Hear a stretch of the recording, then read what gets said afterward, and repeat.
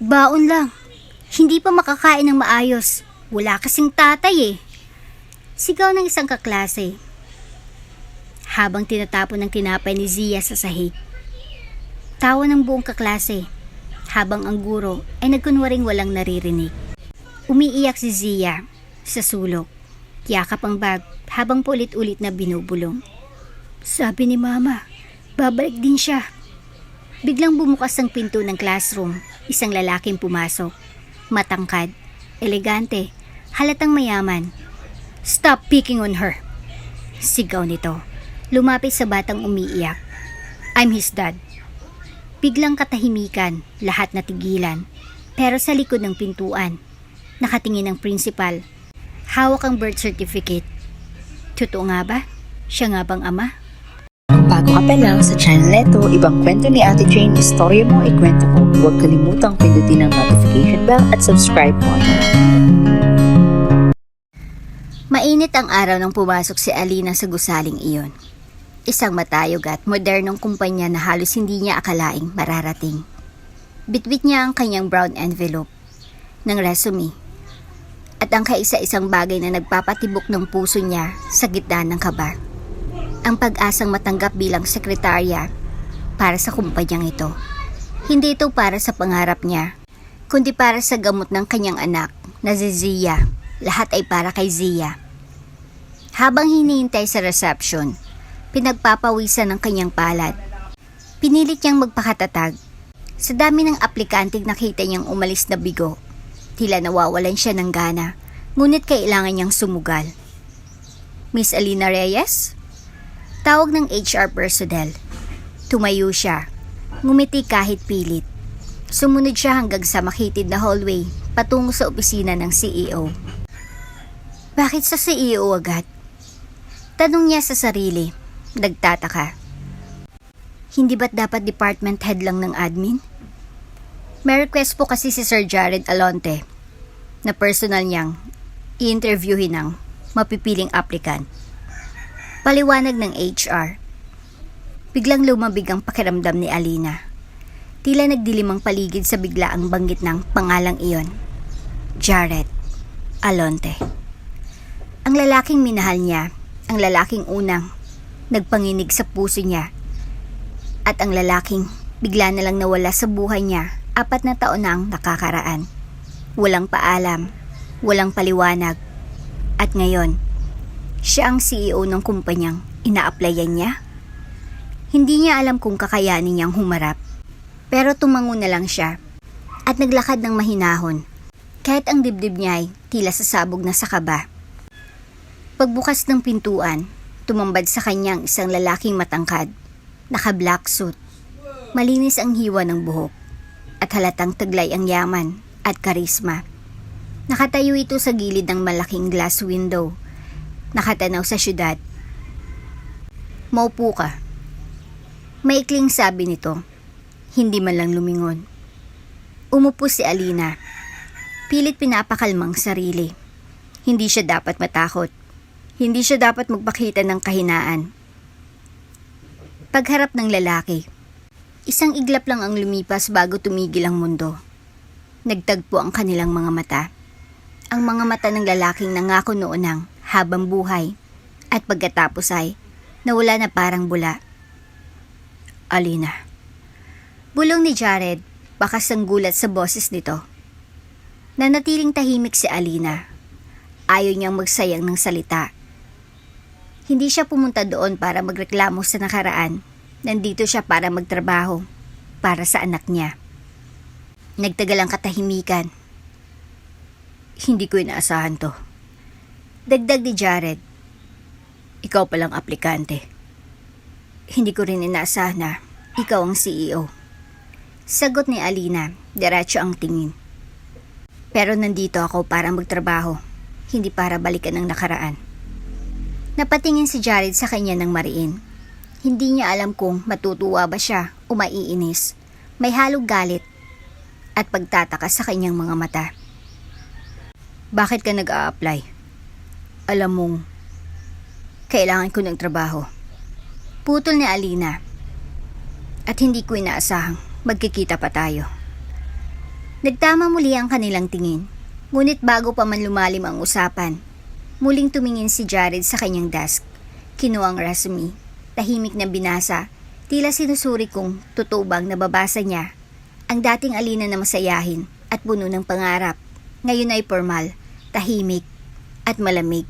Para bang ibang tao na ito. May anak ka? Tanong ni Jared, tinutukoy ang single mother status na nakasaad sa form. Sandaling natigilan si Alina. Kinabahan siya, ngunit pinilit niyang huwag ipakita. Meron. Mahinang sagot. Babae. Zia ang pangalan niya.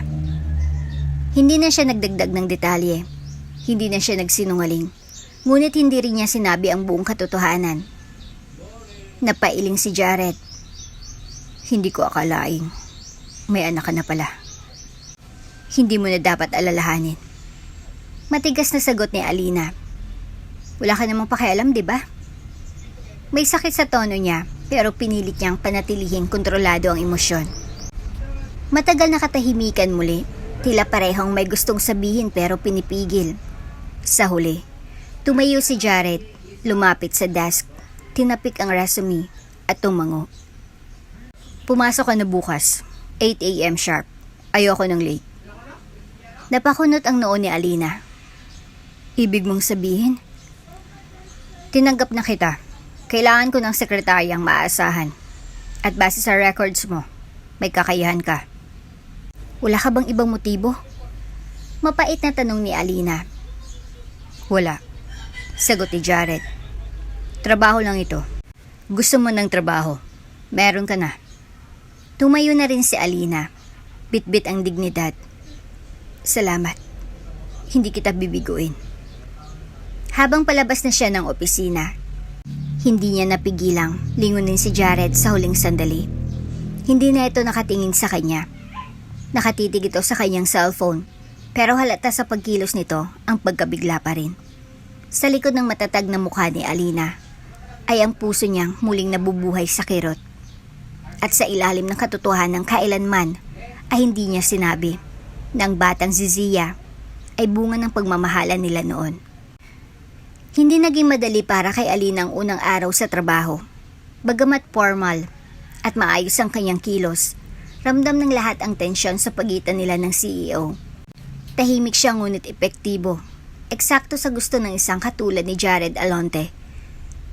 Ngunit may bumabagabag sa kanyang dibdib sa bawat salitang binibitawan nito. Sa loob ng ilang araw, naging normal na ang mga utos. Ang overtime na tila walang katapusan at ang presensya ni Jared sa paligid.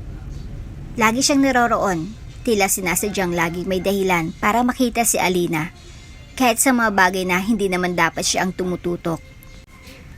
Miss Reyes, pakicheck itong report ng finance. Ayusin mo, may mali. Miss Reyes, bakit di ka pa tapos sa memo para sa board? Miss Reyes, may investor na gusto kong makilala. Sabihin mong busy ka. Sa bawat utos, ramdam ni Alina ang pagkontrol. Alam niyang hindi lang trabaho ang dahilan. May tinatago si Jared. O baka siya lang ang tinatamaan muli sa presensya nito. Pero wala siyang karapatang mahulog muli. May dahilan siya kung bakit tinanggap ang trabahong ito. Kahit pa nasa piling ng lalaking iniwan siyang wasak. Nang matapos ang araw, agad siyang umuwi. Bitbit ang pagod at pag-aalala. Sa maliit nilang inuupahang apartment, sinalubong siya ng isang maliit na tinig. Ba! May drawing ako para sa'yo! Sigaw ni Zia habang tumatakbo palapit, hawak ang isang papel. Napangiti si Alina. Walang ibang makapalit sa ngiting hatid ng anak. Kinuha niyang papel, isang simpleng drawing nila ni Zia, magkahawak kamay, sa taas, may sulat. Kahit wala si Papa, happy ako kasi ikaw ang mama ko. Biglang nangilid ang luha ni Alina. Pidilit niyang ngumiti, yumuko at hinalikan ng anak. Ayaw mo bang malaman kung nasan si Papa? Tanong bigla ni Zia, walang halong galit. Pawang inosente lang. Natigilan si Alina, ibang sakit na dulot ng tanong na iyon. Hindi pa niya nasasagot kailanman. Darating din ang araw na makikilala mo siya. Sabi ni Alina habang niyayakap ang anak. Pero ngayon, tayo muna ha. Tumango si Zia, ngumiti at tumakbo ulit papunta sa kanyang mga laruan. Sa banyo, habang naglalaba, humarap si Alina sa maliit na salamin. Doon siya bumulong. Hindi mo kailangang malaman pa. Hindi pa ngayon. Nabaling ang atensyon niya sa lalagyan ng gamot ni Zia. Paubos ng inhaler. Wala nang sapat para sa susunod na linggo. Mahal ang gamot, mahal din ang check-up. At alam niyang walang ibang aasahan kundi ang sarili. Hindi siya pwedeng mawalan ng trabaho. Kaya kahit mahirap, kahit masakit, tiniis niya ang presensya ni Jared. Kahit araw-araw siyang binabalikan ng sakit ng nakaraan. Ang sakit ng hindi inalam ni Jared kung anong nangyari sa kanya matapos itong umalis. Kinabukasan, maaga pa lang ay nasa opisina na si Alina. Nagulat siya nang dumating si Jared, mas maaga pa sa kanya. Gising na palang multo ng nakaraan. Mahinang bulong niya sa sarili. Ngunit tila narinig ni Jared. Anong sabi mo? Wala sir. Sagot niya, hindi umiwas ng tingin. Lumapit si Jared sa desk niya. Pagod ka na ba? Hindi po. Maikling sagot niya. Sigurado ka? Tanong nito muli, mas malumanay. Wala ka bang gustong sabihin? Napatingin si Alina. Nandun na naman ang titig na iyon. Ang mga matang dati niyang minahal. Ngunit ngayon, iyon na rin ang mga matang sinusumpa niya sa tuwing naiisip niya kung paano siya tinalikuran. Wala po sir. Mariin niyang sabi. Kung tungkol po ito sa trabaho. Tapos ko ng lahat ng inutos niyo kahapon. Hindi na sumagot si Jared. Tumalikod ito at pumasok sa kanyang opisina. Pero bago isara ang pinto, ay nagsalita. Alam ko may tinatago ka, Alina. Hindi ako hangal. Tumigil si Alina sa pag-type. Tumigil rin ang kanyang paghinga. Oo, may tinatago nga siya. Pero para saan pa ang pagbubunyag kung ang nakaraan ay walang pakialam sa hinaharap? Sa hapon ding iyon, habang nagpapahinga si Alina sa pantry, dumating si Daphne, ang receptionist. Narinig ko. May investor na gusto kang i-date. Biro nito. Napakunot ang noo ni Alina. Anong ibig mong sabihin? Yung Chinese investor na lagi kasabay ni Sir Jared sa board meeting. Nagtanong daw kung pwede ka raw bang imbitahin for dinner. Hindi ako interesado. Matigas na sagot ni Alina. Ewan ko ba kung bakit parang ayaw ni Sir Jared na lumapit kahit sino sa'yo. Akala mo talaga pag-aari ka niya. Natatawang sabi ni Daphne. Hindi na lang sumagot si Alina, pero sa loob-loob niya, alam niyang totoang napapansin ng iba. Pilit siyang ikinukulong ni Jared sa mga overtime, sa mga urgent task na laging sa huli na ibibigay. Pero kung akala ng lalaki ay mapapalapit siya ulit sa kanya, nagkakamali ito. Hindi siyang dating Alina na madaling paikutin. May anak na siyang pinoprotektahan, at iyon lang ang mahalaga sa ngayon. Sa gabing iyon, habang pinapatulog si Zia, tiningnan niya ang anak. Pinunasan ang likod habang umuubo ito. Halos araw-araw ay may ataking asthma si Zia. At para kay Alina, bawat hikbi ng anak ay tila kutsilyo yung bumabaon sa puso. Kailangan ko magtagal sa trabahong to. Bulong niya sa sarili. Kahit gaano pa kasakit. Sa isang sulok ng isip niya, nandun ang tanong na ilang taon niya nang iniiwasan. Paano ko malaman ni Jared ang totoo? Sa isang masikip na silid na inuupahan, sa ikatlong palapag ng lumang gusali, nakaupo si Alina habang tinatahi ang sirang uniform ni Zia. Lumang-luma na ang tela, ngunit sinisikap rin niyang pagandahin ito para hindi mapansin ng makaklase ng anak. Ayaw ko na pong pumasok bukas, ma. Mahinang bulong ni Zia habang hinahaplos ang kanyang inhaler. Napalingon si Alina. Bakit naman, anak? Nagtatawanan sila sa akin kasi wala daw akong papa. Tumigil si Alina sa pananahi. Kumirot ang puso niya. Ilang beses niya nang sinikap ipaliwanag sa batang kasing inosente ni Zia na hindi sa lahat ng pamilya ay buo. Ngunit paano nga ba ipaintindi sa batang 6 na taong gulang ang konsepto ng pag-iisa? Lumapit siya sa kama at niyakap ang anak. Hindi mo kailangan ng tatay para maging masaya, anak. nandito si Mama. Tayo lang, sapat na. Pero bakit sila may papa? Ako wala. Tanong muli ni Zia. Si Jero, binibili ng papa niya ng laruan. Si Ellie, hinahatid siya ng papa niya sa school. Ako, ikaw lang. Si Alina ay bitbit ang pait, pero pinilit niyang ngumiti. Kasi special ka. Hindi lahat ng bata may mama na kayang gawin ng lahat. Tingnan mo nga ako. Nurse, guro, kusinera, at superhero. Napatawa si Zia kahit papaano. Ngunit ang bigat ng tanong ng bata ay naiwan sa dibdib ni Alina. Isa itong paalala ng isang lihim na matagal niya nang kinikimkim. Ang katotohanang may karapatan si Jared na malaman ng totoo. Ngunit pinili niyang hindi ito sabihin. Hindi dahil gusto niyang itago, kundi dahil sa galit. Galit na iniwan siya nito noong pinakakailangan niya ng karamay. Galit sa lalaking minahal niya ng buong ngunit kay dali siyang tinalikuran. Makalipas ang ilang araw, muling sumama ang pakiramdam ni Zia. Nahirapang huminga sa kalagitnaan ng gabi. Agad siyang binuhat ni Alina at dinala sa pinakamalapit na health center. Kailangan niyang manebulize kaagad. Sabi ng doktor, medyo congested ang baga niya. Nag-aalala si Alina habang hawak ang kamay ng anak. Habang binibigyan ng treatment si Zia, tahimik siyang umiiyak sa gilid. Wala na siyang pera. Ubos na rin ang gamot. Ang huling sahod niya ay hindi pa niya natatanggap dahil probationary pa lang siya sa kumpanya. Panginoon, tulungan mo po ako. Bulong niya. Kahit konting himala lang, ayokong mawalan ng anak. Bumalik siya sa bahay na may dalang reseta at mas mabigat na dibdib. Wala siyang alam kung saan kukuha ng pambiling gamot. Kinabukasan, hindi muna siya pumasok sa opisina. Nag-leave siya, kahit kabado na baka matanggal. Iniwan niya si Zia sa kapitbahay na si Ate Liza, na laging handang tumulong kahit walang-wala rin sila. Habang wala sa opisina si Alina, tila may naramdaman si Jared na kakaiba. Napansin niyang katahimikan sa paligid. Walang Alina na nagdadala ng kape. Walang sagot sa kanyang, Miss Reyes, schedule ko. Inis na bumaling sa receptionist. Asan si Miss Reyes? Tanong niya. Sir, nag-leave po. May sakit daw po ang anak niya. Sagot ni Daphne. Tapakunot ang noo ni Jared. Anong sakit? Hindi po niya sinabi. Sagot ng receptionist. Hindi malaman ni Jared kung bakit nainis siya. Hindi sa pagiging absent nito, kundi sa katotohanang hindi mo lang siya sinabihan. Wala naman siyang karapatan, pero may party sa kanya na para may connection silang hindi maipaliwanag. Ang dami kong sekretarya dati, pero bakit kapag siyang wala?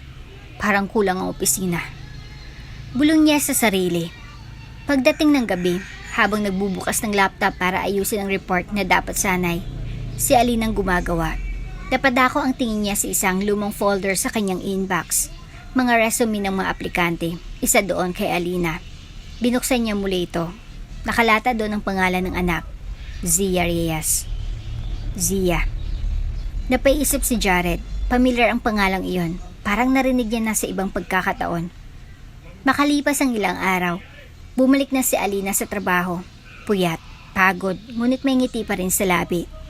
Sinikap niyang magpakatatag kahit puno pa ng alalahanin ng isip. Miss Reyes, you're late. Agad na sambit ni Jared pagpasok niya. Pasensya na po, sir.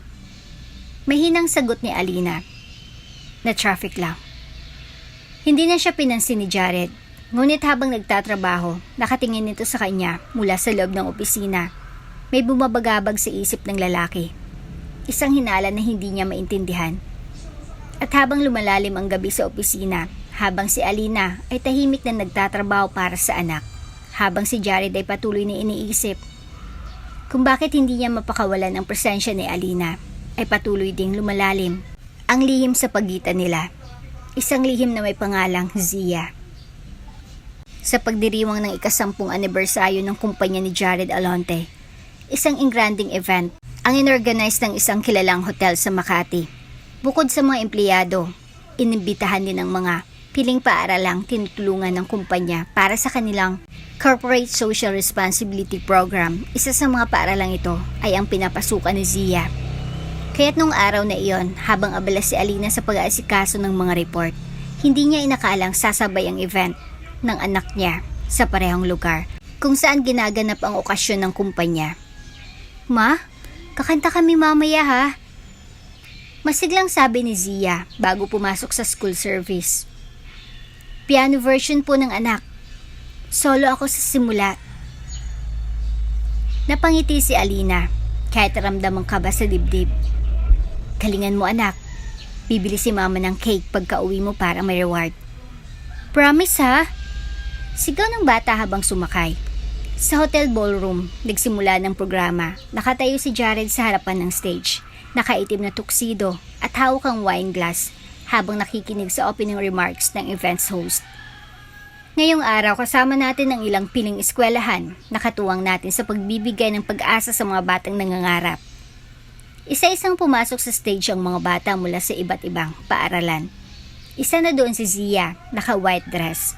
May pulang laso sa buhok, tahimik lang ito sa gilid, tila kinakabahan, kasunod dito ang tunog ng piano. Biglang nag-umpisa ang kanta. Nang isinilang ka sa mundong ito.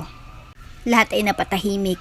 Ang musika ay simpleng piano lamang, ngunit ang tinig ng batang babae ay malinaw, buo, at may damdamin. Si Jared, na noon ay umiinom ng alak, biglang napatigil. Napalingon siya sa entablado at hindi niya maipaliwanag kung bakit tila tinamaan siya ng kidlat sa puso. May kung anong kakaiba sa boses ng bata, hindi lamang sa tono, kundi sa pakiramdam. Tila may dugong dumaloy sa kanyang ugat. Isang koneksyon na hindi niya maipaliwanag. Hindi niya alam kung bakit nanginginig ang kanyang kamay. Hindi niya maintindihan kung bakit may luhang gustong bumagsak sa kanyang mata. Pero malinaw sa kanya, hindi yun ordinaryong bata. Pagkatapos ng performance, bumalik sa upuan ng mga bata, palakpakan ng buong crowd, ngunit si Jared, hindi mapakali. Lumapit siya sa HR head. Sinong bata na kumanta kanina? Tanong niya, bahagyang garagal ang boses. Sir? Yung little girl? Zia po, from Esperanza Elementary. Sponsored school po natin yon. Zia? Bulong ni Jared. Parang tumigil ang mundo niya. Gusto niyang malaman pa. Kaya lumapit siya sa organizer. Pwede ko ba siyang makausap? Samantala, si Zia ay tahimik na nakaupo sa isang gilid. Hawak ang maliit na stuffed toy na bigay sa kanila bilang souvenir. Hi. Bati ni Jared, paluhod sa harap ng bata. Ang galing mo kanina. Ngumiti si Zia, may halong hiya. Anong pangalan mo? Zia po, sagot ng bata. Tumango si Jared. Ilang taon ka na? 6 po. Napatingin si Jared sa mukha nito. Mapungay ang mata, matangos ang ilong, at pamilyar ang ngiti. Mahilig ka bang kumanta? Tanong niya. Opo, sabi po ni Mama. Mahilig daw po akong humuni nung bata pa ako. Napangiti si Jared kahit may bigat sa dibdib. Anong pangalan ng mama mo? Alina po. Tila binagsakan ng langit si Jared. Agad siyang napatayo. Di makapaniwala. Tumalikod siya. Humugot ang malalim na hininga. Alina. Bulong niya sa sarili. Habang lumalakad pabalik sa conference room, nakita niya si Alina, abalang nag-aayos ng projector. Hindi pa siya nakikita ng babae. Pero si Jared ay hindi makapaghintay. Miss Reyes. Malamig pero nanginginig ang boses ni Jared. Napalingon si Alina. At sa mata pa lang nito, alam niyang may kakaiba.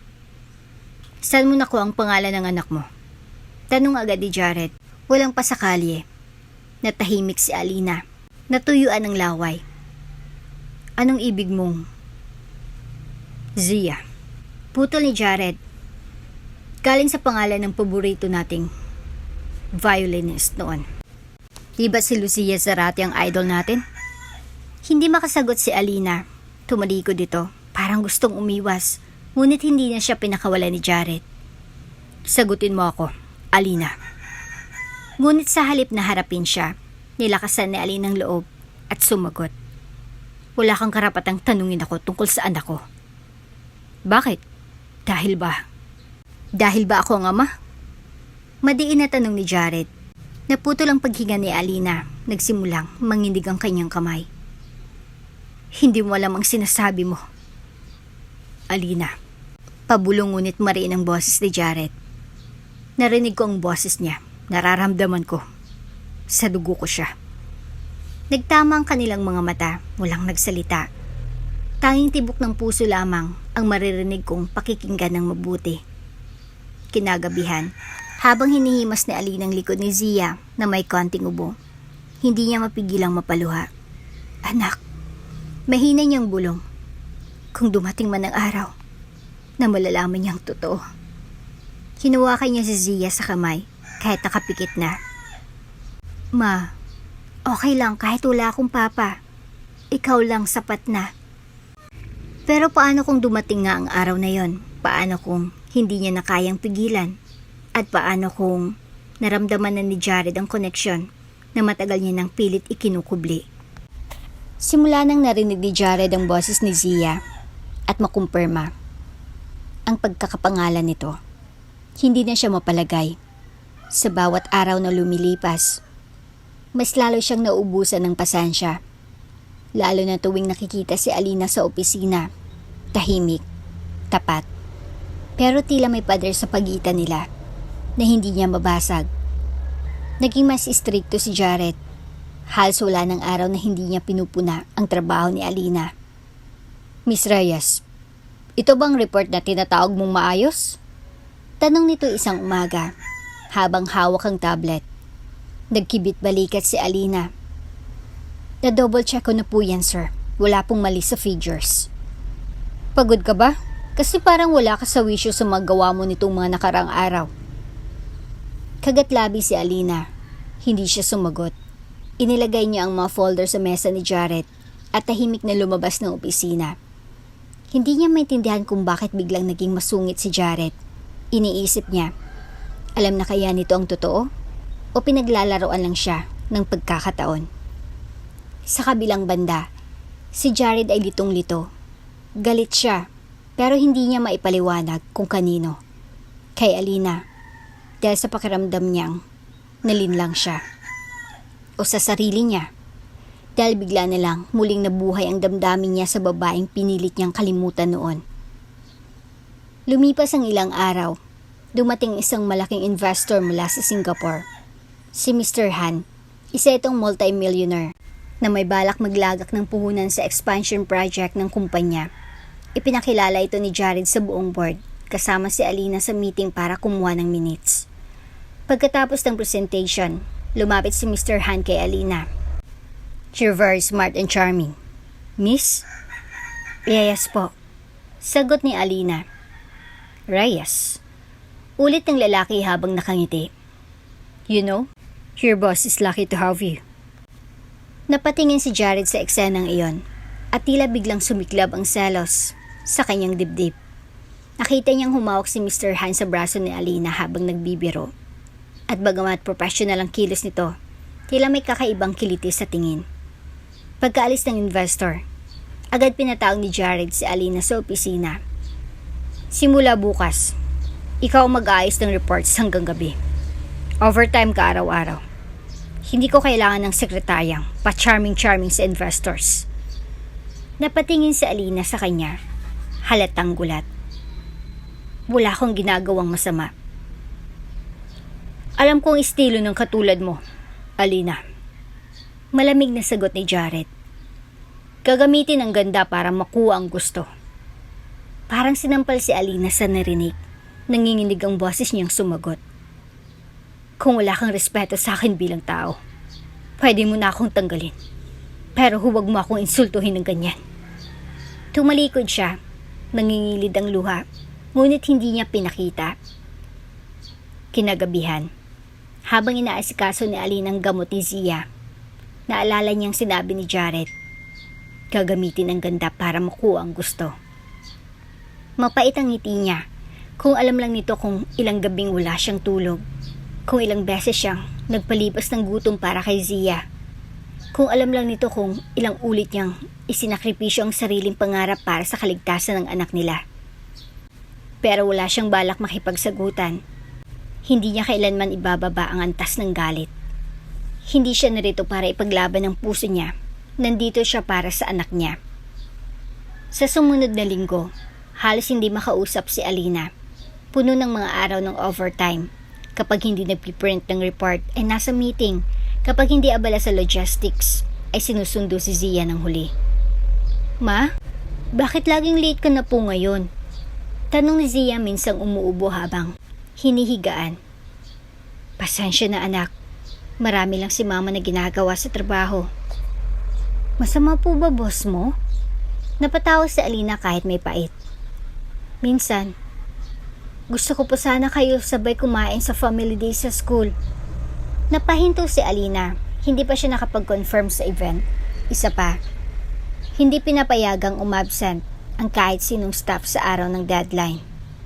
Subukan natin anak. Gagawa si mama ng paraan. Kinabukasan, dumating ang balita. May investor na gustong personal na imbitahin si Alina para sa dinner meeting. Ngunit si Jared ang unang sumalungat. She's not available. Madiin itong sagot. Si Miss Reyes po mismo ang ni-request. Sagot ng VP ng marketing. Malaki po ang possibility na pumirma si Mr. Han kung siyang haharap. Hindi siya pupunta. Putol ni Jared. End of discussion. Lahat ay natahimik. Nagtakas si Alina. Bakit ganun ang reaksyon ni Jared? Wala naman siyang sinasabi. Professional lang dapat ang lahat. Sir, kung trabaho po ito, willing po akong sumama. Sabi niya, diretso ang tingin. Hindi mo kailangang ibenta ang sarili mo para sa project na to. Mariin ang sagot ni Jared. Hindi pa ako nagbebenta ng sarili. Ginagawa ko lang ang trabaho ko. Sagot ni Alina, may pigil na galit. Natahimik si Jared. Hindi niya masagot. Sa loob-loob niya, alam niyang mali nang pinangungunahan niya si Alina. Pero hindi niya rin maitago ang selos at pag-aalala. Hindi siya handa na makitang may ibang lalaking lumalapit dito, lalo pat hindi niya pa rin matiyak kung siya nga ang ama ng batang si Zia. Sa mga araw na sumunod, mas lumala ang tensyon. Parang tadhana na mismong nagtutulak sa kanilang dalawa, sa sukdulan. Ngunit sa ilalim ng bawat sulyap, sa bawat pangungusap ay may kirot. Naroon ng hindi maitatagong damdaming matagal nang nailibing. At habang pinipilit ni Jared na kontrolin si Alina sa pangalan ng trabaho, hindi niya alam na unti-unti siyang nahulog muli. Sa ganda, sa tapang, sa katahimikang may lalim ng sugat, at sa batang hindi niya pakilala. Pero tila dumadaloy ang sariling dugo sa boses. Mainit ang hapon nang ihatid ni Alina si Zia sa eskwela. Sa kabila ng pagod at stress sa trabaho, sinikap niyang maging present sa mga mahalagang araw ng anak. Family day sa eskwelahan ni Zia. Isang araw na para sana sa magulang at anak, ngunit gaya ng dati, si Alina lang ang naroroon. Nakatayo si Zia sa gilid ng classroom, bitbit ang baon niyang tinapay. At juice na gawa ni Alina mula sa natirang budget sa palengke. Tahimik lang siyang nakaupo habang ilang kaklase ay abala sa pakipaglaro kasamang kanilang mga magulang. Karamihan ay may mga ama. Maya-mayay may batang lumapit sa kanya. Si Jerome, ang pinakabibo sa klase. Siyan ba yung baon mo? Sabay turo sa plastic ni Zia. Opo, sagot ni Zia ni iyang umiti. Baon lang. Hindi pa makakain ng maayos. Wala kasing tatay eh. Sigaw ni Jerome. Tumawang iba pang bata. Tinapon ni Jerome ang tinapay sa sahig. Ang hirap niyo siguro sa bahay no? Mahirap kayo, di ba? Hindi nakasagot si Zia. Tumalikod siya, lumuhod. At pinulot ang tinapay. Pinunasan kahit na alikabukan. Lumuluhang naupo sa sulok ng classroom. Yakap ang bag. Habang pabulong na umuungol. Sabi ni Mama, babalik din siya. Hindi na malayo ng mga guro ang pangyayari. Marahil like si Jiang, nagkunwaring wala silang naririnig. O baka sanay na sila sa gintong eksena sa pagitan ng mga batang. Walang ama o ina. At walang kumpletong pamilya. Ngunit isang tinig ang biglang sumigaw mula sa pintuan ng silid-aralan. Stop picking on her. Lahat ng bata ay napatigil. Ang guro ay napalingon. Isang lalaking pumasok. Matangkad. Elegante. Halatang may sinasagisag na otoridad. Si Jared. Nilapitan niya si Zia. Lumuhod sa harap nito. At inabot ang tinapay na hawak-hawak pa rin ng bata. I'm her dad. Mariin niyang sinabi habang nakatingin sa mga batang nanunukso. Walang karapatang apihin ng anak ko. Tahimik ang buong klase. Pati ang guro ay tila hindi alam kung paano kikilos. Kahit sa likod ng pintuan, nakatayo ang principal, hawak ang isang lumang folder. Nakatingin kay Jared at sa kanyang mga mata. May pagdududa, may pagtatanong, at higit sa lahat, may nalalapit na revelasyon. Paglabas ng silid, inakay ni Jared si Zia sa hallway. Walang imik ang bata. Halatang naguguluhan, ngunit hindi natatakot. Tila may pamilyar na init sa tinig at haplos ng lalaking ito. Okay ka lang ba? Tanong ni Jared. Tumango si Zia. Bakit po kayo nagalit para sa akin? Huwag mong hayaan apihin ka, Zia. Hindi mo kasalanan wala kang ama. Pero, sabi ni Mama, wala akong tatay. Mahinang sagot ni Zia. Napayo ko si Jared. Minsan, may mga bagay na hindi sinasabi para hindi masaktan. Pero hindi ibig sabihin nun, wala kang halaga. Dumating ang principal, may hawak pa rin ng folder. Mr. Alonte? May ingat nitong bate. Tumayo si Jared. Agad na naging formal. Pwede ba tayong mag-usap? Sa opisina. Sa loob ng principal's office, inilapag ng principal ang folder sa harap ni Jared. Napansin ko po na may kakaibang reaksyon kayo kanina sa isa sa mga estudyante namin. At narinig ko po ang sinabi ninyo na ama kayo ni Zia Reyes. Hindi agad sumagot si Jared. Ito pang enrollment form ni Zia, kasama ang birth certificate. Isang guro po namin ang nagsabing nakita nila kayong tumingin sa bata na parang may koneksyon. Binuksan ni Jared ang folder, tumambad sa kanyang simpleng dokumento, pangalan ng bata, Zia Reyes, pangalan ng ina, Alina Reyes. Ngunit ang pangalan ng ama, walang nakalagay. Tila binuhusan ng malamig na tubig si Jared. Pasensya na po, sir. Dagdag ng principal.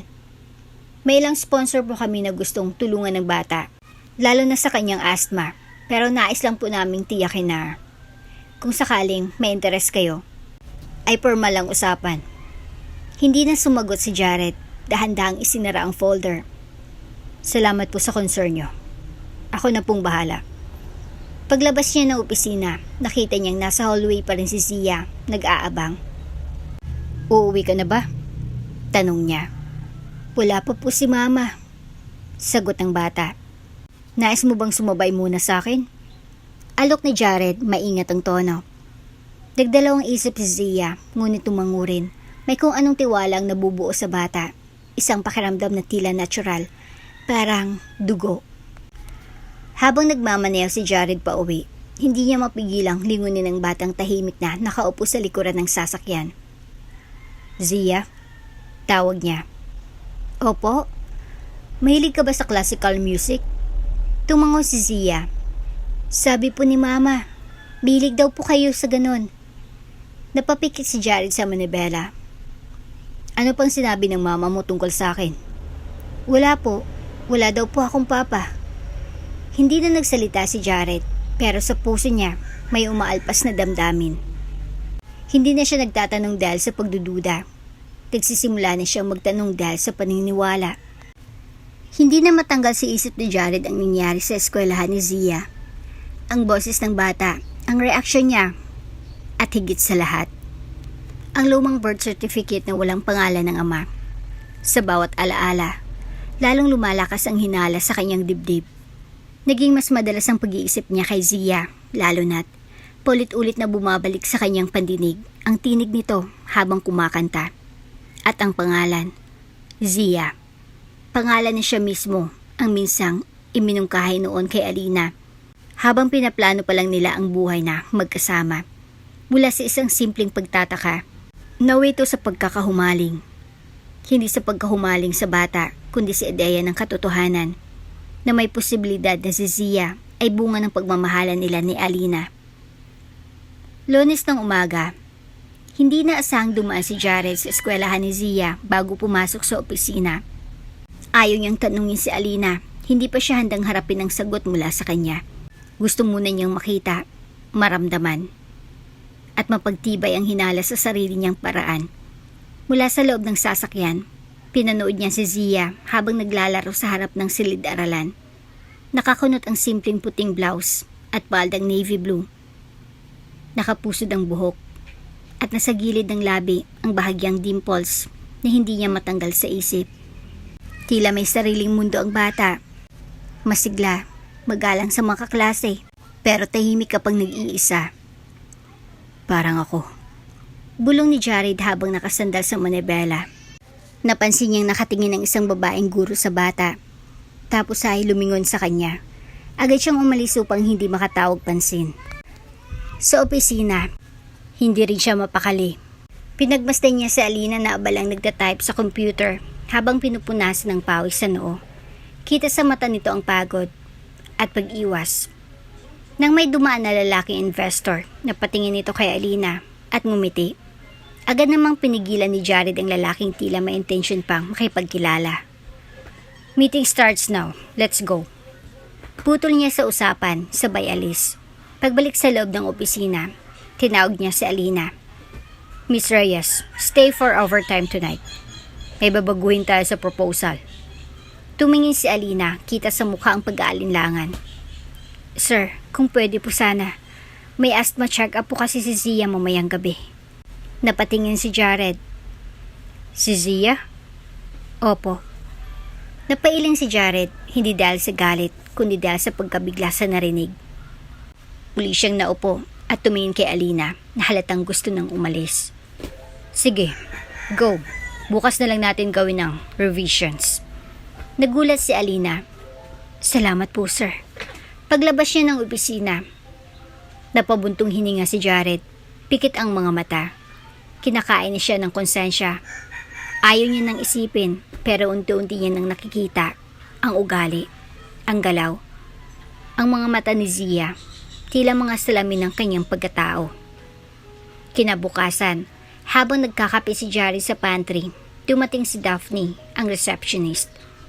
Sir, nakita ko kayo kahapon malapit sa Esperanza Elementary. May ka-meeting ba kayo doon? Napatingin si Jared. Wala, dumaan lang ako. Ngumiti si Daphne. Akala ko po kasi, anak niyo si Zia. Sobrang hawig niyo, lalo na sa mata. Sabi nga ng ibang teachers na pumunta dito nung anniversary event, parang kayo daw po yung version ng bata kapag lalaki. Napuno ng kaba ang dibdib ni Jared. Talaga? Opo sir, pati sa hilig sa classical music, pareho kayo. Kakaiba po yung bata, parang may lahing elite talaga. Hindi na siya sumagot. Tumalikod na lang at tahimik na lumakad pabalik ng opisina. Gabi-gabi. Pilit na binubuo ni Jared ang mga piraso ng palaisipan. Kumuha siya ng kopya ng lumang file ni Alina mula sa HR system. Doon niya muling binasang detalye, address, emergency contact, background, isang bagay na tumatak, ang petsa ng kapanganakan ni Zia. October 7. Agad siyang nagbilang pabalik. Ang petsang iyon ay 9 na buwan mula sa huling beses na nagkita sila ni Alina. Ang gabing umalis siya patungong Amerika, gabing may halakhak, may musika, may halik, at may luha ng pamamaalam. Napahawak siya sa noo, tumayo, lumabas ng opisina at tumingin sa city lights mula sa rooftop ng gusali. Diyos ko, bulong niya, kung ako nga ang ama. Sa bahay ni Alina, habang pinapainom ng gamot si Zia, napansin niyang tila mas masigla ito ngayon. May bagong guro po kami ma, si Sir Leo, mabait siya. Talaga? Sagot ni Alina habang pinupunasan ang ilong ng anak. Opo, tinanong niya ako kung gusto ko raw bang maging musician. Tapos sabi ko, gusto ko pong maging pianist, kasi yun ang hilig ko. Napangiti si Alina, hindi niya alam kung natutuwa ba siya o natatakot. Dahil habang tumatagal, mas dumadami ang taong humahanga kay Zia at kasabay ng paghanga, ang posibilidad na matuklasan ang lihim na matagal niya nang itinago. Sa loob ng sariling bahay, hindi mapakali si Jared, Humugot siya ng cellphone at nag-scroll sa gallery hanggang sa makita niyang lumang litrato nila ni Alina, panahon pa ng kolehiyo. Nasa beach sila noon, nakaupo sa buhanginan, habang si Alina ay may hawak ng maliit na notebook. Sa tabi nila, nakasulat sa buhangin, Zia, our future. Tila binuhusan ng yelo si Jared. Hindi lang pala hinala, matagal na pala itong ipinapahiwatig. Naupo siya sa kama, hawak ang telepono, habang nangingilid ang luha. Alina, bakit mo itinago? Sa loob ng opisina, hindi mapakali si Jared. Isang linggo na mula nang makita niya ang birth certificate ni Zia at ang lumang litrato nila ni Alina na may nakasulat sa buhangin, Zia, our future. Lahat ng ebidensya, lahat ng nararamdaman niya, lahat ng kilos ni Alina, lahat ay nagtuturo sa isang direksyon. Siyang ama ni Zia. Pero sa kabila ng lahat, wala siyang kumpirmasyon. Walang direktang pag-amin mula kay Alina. At ngayon, hindi niya na kayang kimkimin lahat ng katanungan at galit. Miss Reyes, pumasok ka sa opisina ko. Ngayon din. Tawag ni Jared sa pamamagitan ng intercom.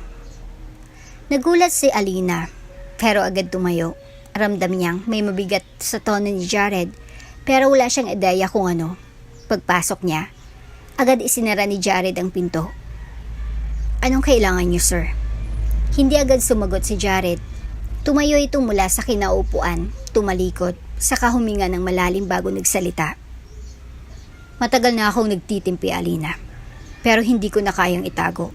Kailangan kong malaman ng totoo. Napakunot noo si Alina. Ano pong ibig sabihin niyo? Biglang hinarap siya ni Jared, mariin ang tinig. Ginagamit mo ba ako? Nabigla si Alina. Excuse me? Gumagawa ka ng drama. Nagpapakita ng kahinaan. Ginagamit ang anak mo para makakuha ng simpatsya. Para makabalik sa buhay ko? Tuloy-tuloy na ako sa ni Jared, puno ng halong galit at emosyon. Hindi ko kailanman ginamit ang anak ko o ang sarili ko sa kahit anong laro. Mariing sagot ni Alina, nanginginig ang boses. Talaga? Bakit wala sa birth certificate ang pangalan ko? Bakit hindi mo sinabi noon pa? Ilang taon mo akong trinato na parang multo. Hindi na napigilan ni Alina ang pagtulo ng luha. Dahil umalis ka noon. Bigla kang nawala. Wala kang pasabi. Alam mo bang buntis ako ng mga panahong yun? Natigilan si Jared para siyang binayo ng daan-daang emosyon. Hindi niya napaghandaan. Ngunit sa halip na lumambot, lalong tumaas ang tensyon sa kanyang dibdib. Pwede mo namang sabihin, Alina. Kung totoo ang aking si Zia, bakit mo siya tinago? Tumitig si Alina sa kanya. Nangingilid ang luha ngunit matatag. Dahil ayokong pagdaanan niya ang sakit na naranasan ko. Dahil ayokong masaktan siya ng lalaking iniwan akong mag-isa habang ako'y nagdadalang tao. Hindi kita iniwan. Sigaw ni Jared. Anong tawag mo sa bigla mong pag-alis ng walang paalam? Nang walang mensahe? Ni hindi mo alam na muntik na akong mamatay sa panganganak. Wala kang alam, Jared. Napaupo si Jared sa kanyang swivel chair. Napayuko, pilit pinapakalmang sarili. Tumayo si Alina. Lumapit sa pinto. Ngunit bago ito tuluyang lumabas, humarap siya muli. Hindi ako nandito para sa iyo. Nandito ako para sa anak ko. Kung gusto mong malaman ng totoo, tumingin ka sa mata niya. Tingin mo ba? Magagawang magsinungaling ng isang batang gaya ni Zia? Pagkasarado ng pinto, naiwan si Jared na tila walang lakas. Ang buong mundo niya gumuho sa pagitan ng mga pader ng kanyang opisina. Sa pantry, sinikap ni Alina na bumalik sa trabaho. Nilapitan siya ni Daphne. Halatang nag-aalalang nagtanong.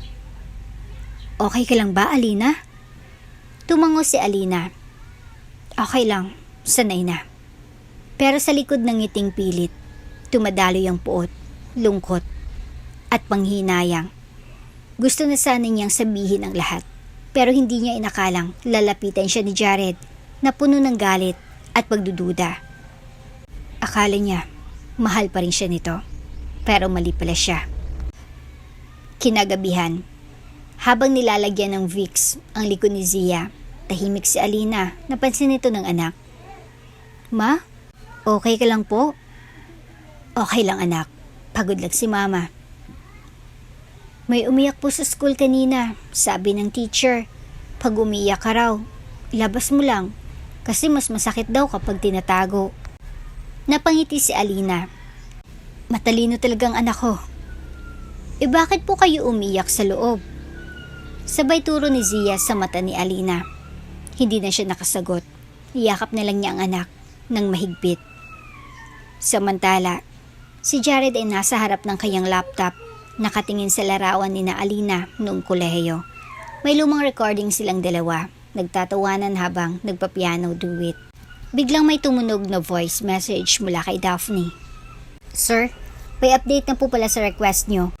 Isa sa mga lumang empleyado natin sa Esperanza Elementary ang nagsabing may nakita raw siyang lumang medical file ni Zia nung baby pa siya. Pangalan po ng aba, J. Alonte. Tumayo si Jared. Hindi na siya mapakali. Kailangan niya nang malaman ng buong katotohanan. Hindi na sapat ang hinala, hindi na sapat ang pagdududa. Sa loob ng silid tulugan ni Alina, habang himbing na natutulog si Zia, hawak niya ang isang lumang kahon ng mga gamit. Nandun ang ultrasound photo, ang unang pares ng medyas ng anak at ang hindi pa niya pinapakitang birth certificate na may tunay na pangalan ng ama, Jared Alonte. Pikit mata niyang bumulong sa hangin. Patawad Jared, pero hindi ko alam kung mapapatawad pa kita sa sakit na iniwan mo. Ilang araw ang lumipas mula nang kumprontahin ni Jared si Alina tungkol kay Zia. Ngunit sa halip na luminaw ang lahat, lalo lamang naging malabong relasyon nilang dalawa. Wala nang init ng usapan sa pagitan nila. Tanging katahimikan at malamig na pagtitinginan ang naiiwan tuwing sila'y magkakasalubong sa opisina. Ngunit sa puso ni Jared, nagsisimula ng tumulang pagsisisi. Hindi siya mapakali. Lahat ng detalye ay bumabalik sa kanya. Ang huling gabing magkasama sila ni Alina, ang biglaan niyang pag-alis, ang mga taon sa Amerika kung saan iniwasan niyang magtanong dahil sa takot na baka sa pagbalik niya, wala na si Alina o mas masahol pa, nasa piling na ng iba. Ngunit ngayon, harap-harapan ang katotohanan at hindi niya na ito kayang takasan. Ilang oras na ang lumipas, pero hindi pa rin siya makapagtrabaho. Sa halip, tinungo niya ang garden rooftop ng gusali kung saan sila dati laging nagkakape ni Alina nung bagong pasok pa lang ito. Hindi niya inasahan pero andun din si Alina, tahimik na nakaupo, hawak ang lumang thermos ng kape. Tila naglalakbay ang isip sa malayo. Nag-aalangan si Jared kung lalapitan ito, pero sa huli, lumapit siya at marahang naupo sa tabi. Hindi kita inaasahang nandito, bungad niya. Ganun din ako. Sagot ni Alina, hindi tumitingin. Sumiklab ang katahimikan sa pagitan nila. Ang langit ay kulay abo, tila babagsak ang ulan. Ang simoy ng hangin ay may bigat, tulad ng mga salitang gustong bumitaw pero natatakot. Sa wakas, nagsalita si Jared. Alina, hindi ka ang iniwan. Napalingon si Alina, tahimik ang tingin. Ako ang niiwan. Hindi ito inasahan ni Alina. Sa unang pagkakataon, nakita niya ang Jared na hindi galit, hindi arogante, kundi wasak, lantad, totoo. Bakit ka biglaan nilang nawala? Mahina niyang tanong, ngunit ang bawat salita ay may mabigat na 4 na tanong na pananabik at sakit. Humugot ng malalim na hininga si Jared. Dinala ako ng amo ko sa Amerika. Emergency. Na-diagnose ako ng may cardiac condition. Pinilit niyang doon ako magpagamot at magsanay bilang tagapagmana ng negosyo namin. Hindi mo man lang ako sinulatan? Isang text, isang tawag, wala. Parang wala akong halaga. Hindi ko alam kung babalik pa ako noon. Takot akong marinig mong baka hindi na ako mabuhay ng matagal. At ayaw kong daling ka sa ganung klase ng paghihintay, kaya pinili kong mawala na lang. Natahimik si Alina sa loob-loob niya. Matagal niya nang inasam na marinig ang paliwanag. Ngunit ngayon, sa harap niya, ang lalaking kinamuhian niya sa loob ng maraming taon ay may hindi pala masamang tao. Nasaktan lang, natakot, at katulad niya, iniwan din ng panahon. Sinubukan kong kalimutan ka. Bulong ni Jared. Pero kahit gaano ko katagal sa Amerika, ikaw pa rin ang laman ng isip ko nang mamatay ang nanay ko. Bago siya nalagutan ng hininga, ang huling hiling niya ay hanapin kita at humingi ng tawad. Napaluha si Alina. Hindi niya na alam kung galit pa ba ang nararamdaman niya, o awa, o pagod, o lahat-lahat na lang na sabay-sabay. Pero Jared, nanginginig ang boses niya. Ilang taon din akong nagbuntis mag-isa. Ako lang nag-aalaga kay Zia. Ako ang nagpalakas ng loob niya kapag hinahanap ka niya. Alam ko. Sagot ni Jared, tumitig sa mga mata niya. At wala akong karapatang alisin sa iyo ang lahat ng sakripisyong yun. Pero ngayon, gusto kong bumawi. Ano bang gusto mong gawin? Sabihin sa lahat na ama ka? Dalhin siya sa bahay mo at bigyan ng bagong apelyado. Ganun lang ba kadali para sa'yo? Umiling si Jared. Mariing sagot. Hindi. Hindi dahil sapat ng dugo para sabing ama ko. Pero gusto kong subukan. Subukan? Subukan na maging totoo. Kahit magsimula ako sa wala. Kahit kailanganin kong patunayan ang sarili ko araw-araw. Basta mapalapit lang ako sa kanya. At sa'yo. Kinabukasan, hindi na sinundan ni Jared si Alina sa bawat galaw niya sa opisina. Sa halip, naging mas maingat siya. Tahimik siyang nag-observe. Minsan, pinapabaunan niya si Zia ng simpleng prutas sa lunchbox. Minsan, pinupunta niya ito sa school clinic kapag nilalagnat. Hindi niya inangkin ang papel bilang ama, pero pinili niyang kumilos bilang isa. Unti-unti, napapansin ito ni Alina at kahit ayaw niyang aminin, may parte sa kanya na naaantig. Ang lalaki minsang nawala, ngayon muling sumusubok tumindig. Isang gabi, habang ginugubitan ni Alina ang mga kuko ni Zia, napatanong ang bata. Ma, si Sir Jared po ba? Kaibigan mo? Napangiti si Alina habang pinapahid ang alcohol sa daliri ng anak. Hindi ko alam anak. Siguro, oo, matagal na kaming magkakilala. Parang mabait po siya. Saka po, parang may kilig siya pag kinakausap ka niya. Napatawa si Alina. Kilig agad ha? Kasi po, minsan kapag binabanggit ko pangalan mo, parang lumalambot ang mukha niya. Huminto si Alina nang patingin sa anak. Tila mas matalino pa ito kaysa sa iniisip niya. Zia. Mahinang tawag niya. Kung sakaling may taong gusto kang alagaan at mahalin, tatanggapin mo ba siya? Depende po. Mahal ka po ba niya, Mama? Napaluha si Alina at marahang tumango. Oo anak, pero mas importante, mahal ka rin niya. Di okay po sa akin. Sagot ni Zia sabay yakap kay Alina. At sa yakap ng anak, naramdaman ni Alina na baka oras na ring yakapin ang katotohanan. Tahimik ang opisina nang pumasok si Jared. Isang umaga. Malayo sa dati nitong presensya na palagi may kasamang utos, yabang, at tensyon. Ngayon, mas mahinahon siya, mas mapagmasid. Binati siya ni Alina ng simpleng, "Good morning." At sa unang pagkakataon, ngumiti siya pabalik. Hindi bilang boss, kundi bilang taong may gustong maituwid. Pagkatapos ng board meeting, naglakad si Jared papunta sa hallway, kung saan naroon ang lounge ng mga executive. Doon niya inabutan si Alina na umiinom ng kape. May oras ka ba? Tanong ni Jared, mahinahon ng boses. Tumango si Alina. Ano yun? Gusto kong sabihin sa iyong totoo. Tungkol sa pagkawala ko. Lahat, mula simula. Tahimik silang naupo sa sofa sa sulok ng lounge. Wala nang ibang roon kundi sila. At doon, sinimulan ni Jared ang kwento ng kanyang pagkawala. 4 na taon ang lumipas. Panimula ni Jared. Pero hanggang ngayon, sariwa pa rin sa akin ang gabing yun. Yung huli nating pagkikita. Tumango si Alina, maingat na nakikinig. Matapos tayong mag-usap at magplano ng future natin, biglang dumating ang daddy ko. Galit na galit siya. Nalaman niyang may bala akong iwan ng Amerika para manatili sa Pilipinas at magsimula ng buhay kasama ka. Akala ko ayaw mong magsimula kasama ako. Mahinang sabat ni Alina. Umiling si Jared. Mali. Gustong gusto kong magsimula kasama ka. Pero may sakit ako noon. Alina, diagnosis. Congenital heart defect. Hindi ko pa sinasabi sa iyo dahil ayaw kong takutin ka. Napasingap si Alina, hindi niya akalain. Kaya ka pala biglang nawala. Kinuha ko ng ama ko pabalik sa Amerika. Private jet, walang pasabi. Ang sabi lang niya, kalimutan ko ng lahat dito. Hindi mo kailangan ng kahinaan sa tabi mo habang nilalabanan ng sakit mo. Wala kami ng sulat, tawag. Napaluha si Alina.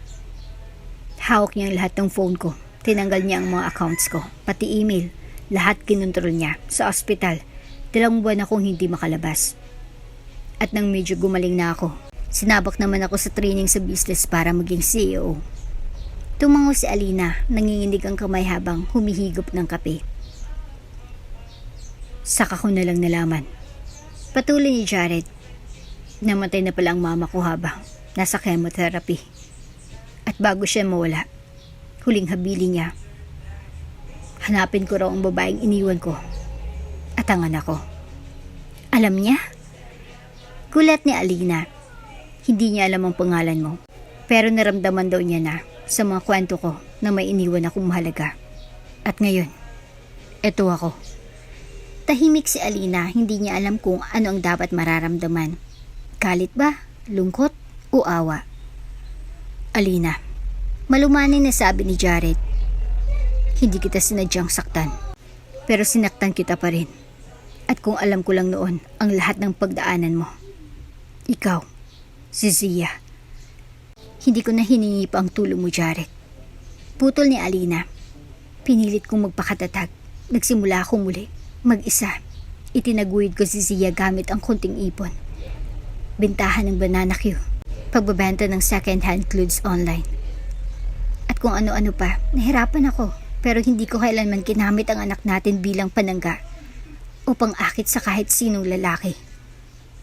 Alam ko, at doon ako humahanga sa'yo.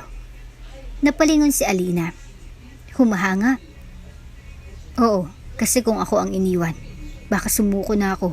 Pero ikaw, pinalaki mo si Zia ng maayos, magalang, masipag, mapagmahal, at higit sa lahat, buo. Muling bumagsak ang katahimikan, ngunit sa katahimikan na ito, hindi na tensyon ang namamagitan sa kanila, kundi pagpapakumbaba at pag-unawa. Pwede ba akong bumawi? Tanong ni Jared. Hindi ko alam. Sagot ni Alina.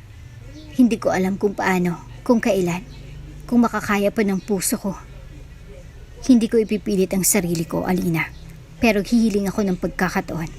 Hindi lang para sa akin, kundi para kay Zia. Kinagabihan, habang nakaupo si Alina sa tabi ng natutulog na si Zia, muling dumaloy sa isip niya ang bawat salitang binitaw ni Jared. Hindi siya nakatulog agad. Kinuha niyang lumang notebook na itinago niya sa ilalim ng drawer. Doon niya sinulat ang mga pangarap nila ni Jared noon. Pamilya, bahay sa probinsya, negosyo, at anak na babae. Isa-isa niyang binasa ang mga pahina at doon muling bumalik ang damdamin. Matagal niya nang pilit limutin. Hindi kita kayang patawarin noon. Bulong niya sa sarili. Pero siguro, panahon na para pakawalan ko ang bigat sa puso ko. Sa kabilang dako, si Jared ay nakaupo sa harap ng piano sa kanyang kondo. Dahan-dahan niyang tinugtog ang paborito nilang piyesa ni Alina, Claire de Luna, ni Debussy. Habang dumadaloy ang himig, dumadaloy din ang luha sa kanyang mata. Sa bawat nota, pinapaalala sa kanyang lahat ng hindi niya nagawa at lahat ng gusto pa niyang itama. Sa wakas, para nilang narinig ang musika ng katotohanan. Isang lihim ang lumantad, isang nakaraan ang nabuksan, at isang panibagong simula ang kumakatok. Habang dahan-dahang bumabalik ang tiwala sa pagitan ni Alina at Jared, may isa pang bahagi ng nakaraan na kailangang harapin. Ang huling hiling ng isang ina ang matagal nang pumanaw ngunit naiwan ng damdamin sa puso ng kanyang anak. Isang hapon, Habang inaayos ni Jared ang mga lumang gamit sa bahay ng yumaong ina, napansin niya ang isang kahon sa ilalim ng lumang aparador. Nakabalot ito sa puting tela. May pangalan niyang nakasulat. Binuksan niya ito ng dahan-dahan. Sa loob, naroon ang lumang litrato nila bilang mag-ina. Ilang love letters mula sa ama niya at isang sobre na may sulat kamay. Para kay Jared, basahin mo kapag handa ka ng mahalin muli. Nag-alinlangan siya sa pagbubukas. Ilang beses niyang hinawakan ng sobre. Pero sa huli, pinili niyang basahin. Anak, kung nababasa mo ito, malamang wala na ako sa mundo. Alam kong maraming tanong ang niiwan sa puso mo, lalo na tungkol kay Alina. Ang babaeng minahal mo higit sa sarili mo.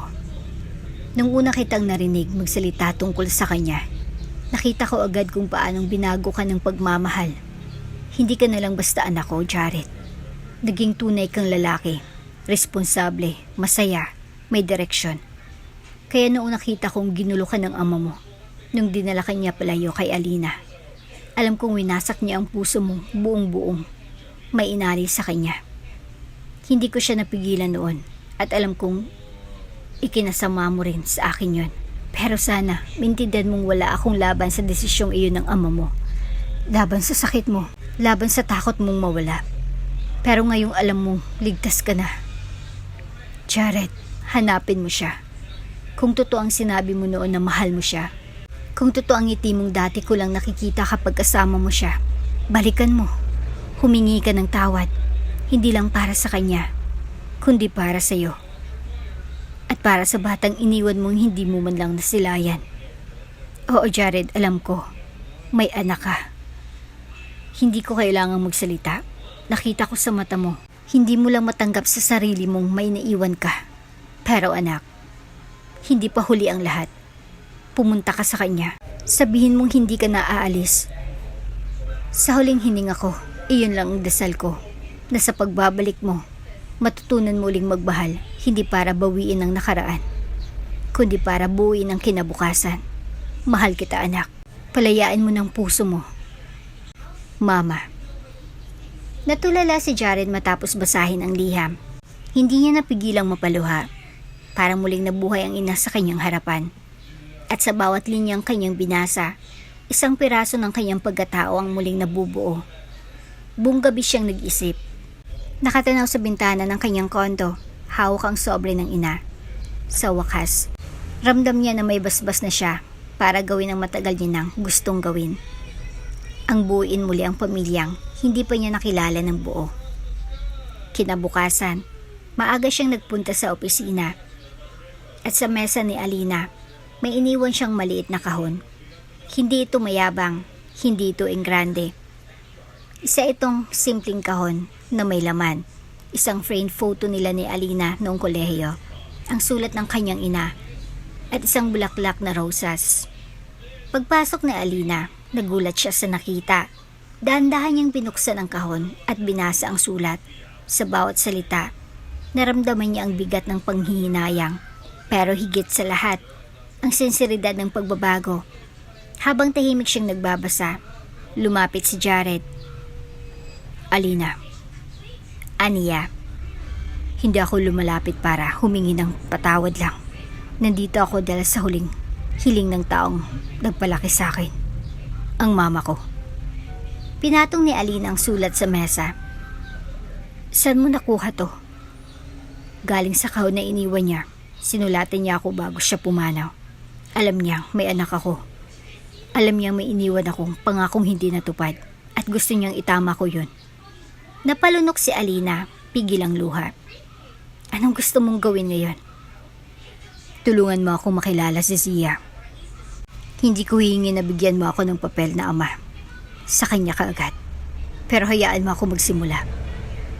Nung gabing iyon, habang inaayos ni Alina ang gamit ni Zia para sa eskwela, iniisip niyang lahat, ang sulat ng ina ni Jared, ang pag-amin nito sa tunay na dahilan ng pagkawala, ang pagnanais nitong bumawi. Nasa harap siya ng altar ng bahay, tahimik na nananalangin. Panginoon, kung para sa anak ko ang lahat ng ito, bigyan mo ako ng lakas para tanggapin. Kung ito ang sagot sa mga panalangin ko noong mga panahong walang-wala ako, sana gabayan mo kaming lahat. Kinabukasan, habang hinihintay ni Alina si Zia sa labas ng school gate, dumating si Jared, may dalang lunchbox. Pwede bang ako mag-abot ng baon niya ngayon? Nagdalawang isip si Alina, pero sa huli tumango siya. Pero maghihintay ka muna, mahiyain yun sa umpisa. Paglabas ni Zia, agad nitong niyakap ang ina. Nakita niya si Jared sa tabi. Bahagyang ngumiti ang bata. "Hi, Tito Jared!" Bati nito. "Hi, Zia." Tugon niya, sabay abot ng lunchbox. Si Tito ang nagluto niyan. Chicken nuggets at rice shaped like stars. Napangiti si Zia. "Wow! Favorite ko yun!" Nagtamang tingin ni na Alina at Jared. Sa pagitan nila, may isang batang unti-unti nang nagbubukas ng puso sa isang lalaking handang magsimula sa simula. At sa likod ng bawat ngiti, naroroon ang isang ina. Ang ina ni Jared na kahit wala na, ay patuloy na gumagabay sa kanila sa landas ng paghilom at muling pag-ibig. Sa paglipas ng mga araw, naging mas malapit si Jared kay Zia. Sa bawat baong inaabot niya, bawat kwento sa labas ng classroom, at bawat biro na nagpapangiti sa bata, lalo siyang lumalapit sa katotohanan. Hindi lang sa papel, kundi sa puso ng batang matagal niyang hindi nakilala. Ngunit sa kabila ng lahat, isang bagay pa rin ang question niya. Ang birth certificate ni Zia. Wala ron ang pangalan niya. Wala siyang legal na karapatan. Wala siyang prueba, kundi ang damdamin niyang nagsusumigaw na si Zia ay anak niya. Isang hapon, habang nasa opisina at abalang-abala si Jared sa mga dokumento para sa quarterly report, bigla siyang tinawagan ni Daphne mula sa HR. "Sir, may tinatapos pa akong record digitation para sa mga lumang files. Isa po sa mga dokumentong naskanay record ni Miss Reyes nung unang taon niya dito. May nadiscovery akong hindi pa na-update sa system." "Ano yun?" Tanong ni Jared, walang masyadong interes sa una. "May birth certificate po rito ng dependent niya, si Zia. Pero sir, ibang version po ito." Napabalik ko si Jared. "Ibang version?" "Opo sir. Iba sa soft copy na nasa HR database. Ito po, galing mismo sa physical file ng taon kung kailan siya unang nag-apply. At may nakalagay pong pangalan ng ama." Tahimik si Jared ng ilang segundo. Ang kamay niya ay unti-unting nanginginig.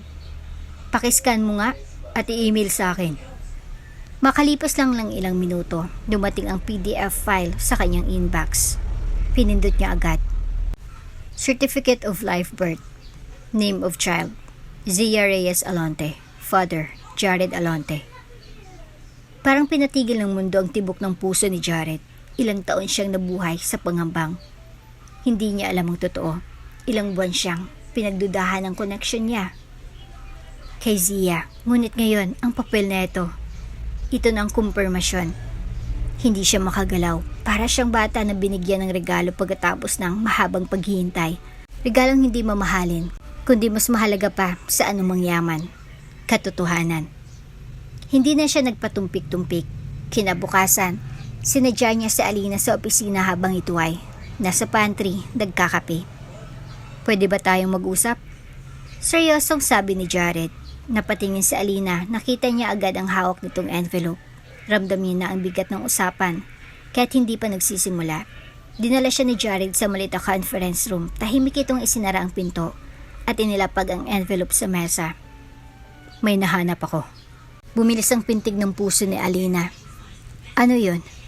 Kinuha ni Jared ang papel at marang inabot sa kanya. "Ito." Dahan-dahan itong binasa ni Alina. Hindi siya makakibo. Hindi niya inakalang iyon ang papel na itinago niya ang original na birth certificate na hindi niya kailanman naipasa sa opisina. "Jared, bakit mo itinago?" Tanong ni Jared, hindi ito galit. Hindi ito nagtataas ng boses, pero dama ni Alina ang bigat sa bawat salita. "Bakit mo ako itinago sa papel ng sarili kong anak?" Huminga ng malalim si Alina. "Takot ako noon. Galit. Iniwan mo ako, Jared. Wala kang salita, walang paalam. Akala ko hindi mo na kami gugustuhin. At kahit bumalik ka pa, anong silbi ng pangalan mo sa isang papel kung wala ka naman sa buhay niya? Alina, hindi ako bumabalik para lang ipatala ang pangalan ko. Bumabalik ako para patunayan sa inyo na karapat-dapat pa rin ako kahit wala na sa papel noon. Gusto kong naroon ako ngayon sa bawat araw ni Zia, sa bawat birthday niya, sa bawat sakit ng ulo, sa bawat tagumpay. Pero Jared, Baka sa alinlangan sa boses ni Alina. paano kung hindi ka totoo?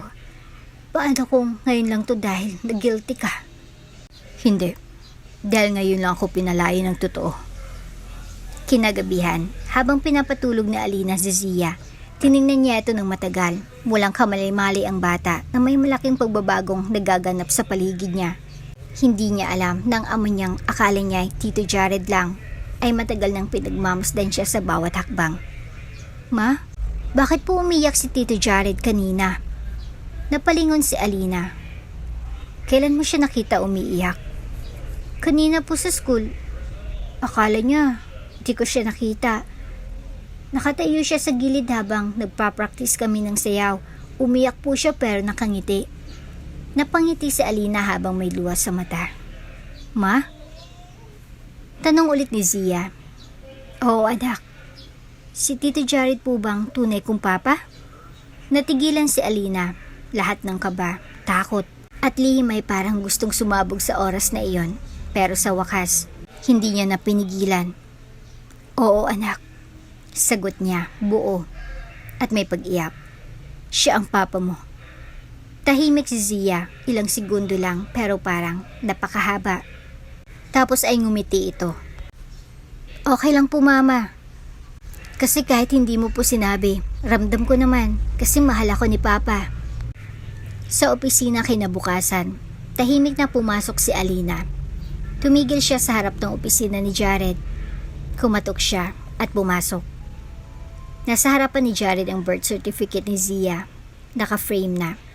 Napatingin si Jared sa kanya. Nagtaka. Alina? Lumapit siya at sa wakas, nagsalita. Alam ko ng totoo, Jared. At salamat. Kasi kahit matagal, pinili mong bumalik. At pinili mong ipaglaban kami. Tumango si Jared. Hindi ko na kayang mawala ulit kayo. Simula ngayon. Sagot ni Alina. Hindi na lang ito tungkol sa nakaraan. Gusto kong makita kung hanggang saan ang kaya mong gawin. Bilang ama. At bilang ikaw. Nagkatitigan silang dalawa. At sa wakas, hindi na tanong ang nanatili sa pagitan nila, kundi paninindigan. Sabado ng umaga, mabilis ang takbo ng mga sasakyan sa highway. Ngunit ang puso ni Jared ay tila mabagal ang tibok. Sa tabi niya, tahimik si Zia. Nakaupo sa likod ng SUV, hawak ang paborito niyang stuffed bunny. Ngayon ang unang beses na aakyat siya sa apartment ni Alina, hindi bilang boss, kundi bilang ama. Nag-aya si Jared na dumaan sa bahay ni Alina para personal siyang bumisita kay Zia. Hindi na ito pinigilan ni Alina. Hindi dahil handa na siya, kundi dahil nakita niya sa anak ang pananabik ng matagal ng kinikimkim. Pagdating nila sa unit, sinalubong siya ni Alina sa may pinto. Simpleng puting duster lang ang suot nito. Ngunit sa paningin ni Jared, wala nang mas maganda pa. Maupo ka. Aniya, sabay turo sa maliit na mesa sa kusina. Pumasok si Zia at agad na ipinakita ang kanyang drawing. Tito, Papa Jared, ito yung family ko. Sabay pakita ng papel. 3 stick figures ang naroon, isang babae, isang batang may buhok na kulot, at isang lalaki may hawak na bulaklak. May nakasulat sa taas, Mama, Zia, at Papa. Hindi napigilan ni Jared ang pagluha. Mabilis niyang pinunasan ito para hindi mapansin ng bata. Ang ganda anak. Mahina niyang sabi. Napatingin si Alina sa unang pagkakataon. Tinawag ni Jared si Zia ng anak. Hindi ito sa pilitan, natural, mula sa puso. Pagkakain ng agahan, niyaya ni Jared si Zia na lumabas saglit. Nagtungo sila sa maliit na park malapit sa apartment. Doon ay umupo sila sa ilalim ng punong akasya. habang pinagmamasdan ang mga batang naglalaro. Zia? Panimula ni Jared. Alam mo ba kung gaano kita kamahal? Ngumiti ang bata. Kasing dami ng bituin? Tumango si Jared. Masigit pa. Kahit ngayon lang po kayo dumating? Hindi agad nakasagot si Jared, pinagmasdan niya ang anak. Kasi kailangan ko munang harapin ang sarili ko, anak. Pero ngayon nahanap na kita. Hindi na ako aalis. Tumango si Zia at dahan-dahang sumandal sa balikat ng ama. Kinagabihan, habang nasasala sila ni Jared at Alina, dahan-dahang nilabas ni Jared ang isang brown envelope. Inabot niya ito kay Alina. Ano to? Mga report card, medical certificate, at larawan ni Zia na pinasa ng school sa opisina namin noon. Tinago ko lahat. Araw-araw ko yung tinitingnan bago pa ako makasigurado na anak ko nga siya. Napahawak sa bibig si Alina. Hindi niya alam na ganito na pala kalalim ang ginagawa ni Jared sa likod ng katahimikang ipinapakita nito. Tinignan ko yung grades niya. Matalino siya, masipag, mahilig sa music. Parang ako. Natatawang sabi ni Jared. Mahilig din sa tahimik na kwarto at chocolate. Dagdag ni Alina sabay ngiti. Lagi siyang may hawak na notebook. Doon daw siya nagsusulat ng mga tanong niya sa langit. Napatingin si Alina. Alam mo yan? Binasa ko isa, nakasulat doon. Sana may isang tao magproprotekta sa akin. Hindi lang kasi ako bata, kundi kasi mahal niya ako. Natahimik si Alina. Hindi niya akalaing mababasa ni Jared ang notebook na iyon. Hindi niya lang ako kailangan, Alina. Mahinang sabi ni Jared. Kailangan ko rin siya. Duman ng ilang linggo, unti-unting naging bahagi si Jared ng pang-araw-araw na buhay ni Zia. Sumasama ito sa PTA meetings, nag-volunteer sa school events, at minsan pa siya na mismong naghatid at sumusundo kay Zia sa school. Isang araw, habang hinihintay ni Jared si Zia sa labas ng school, lumapit ang isang batang babae. Excuse me po, kayo po bang tatay ni Zia? Oo, bakit? Nakita ko po kasi siya kanina. Pinagtanggol niyo siya kay Jerome. Wala na po talaga siyang tatay? Napangiti si Jared. Meron na siya ngayon. Narinig ito ni Zia habang papalapit. Agad siyang tumakbo at niyakap si Jared. Ang papa ko! Bulong niya sa bayakap. Sa bahay, habang nag-aayos si Alina ng gamit sa banyo, pumasok si Jared. May isang hiling ako. Aniya. Napalingon si Alina. Ano yun?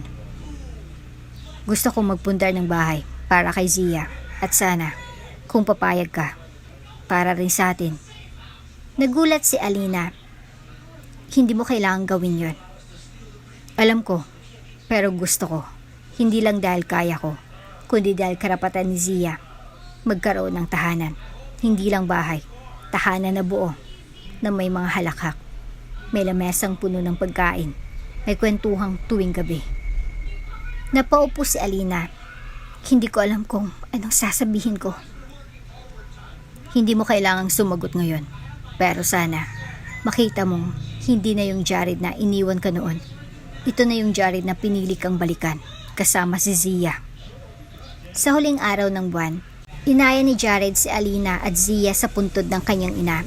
Tahimik ang paligid, dala niyang paboritong bulaklak ng ina, white lilies. Lumuhod si Jared at nilagay ang mabulaklak sa lapida. Huminga ng malalim. Ma, ito na sila. Lumapit si Alina at si Zia. Magkahawak kamay silang tatlo. Tahimik. Banayad ang hangin.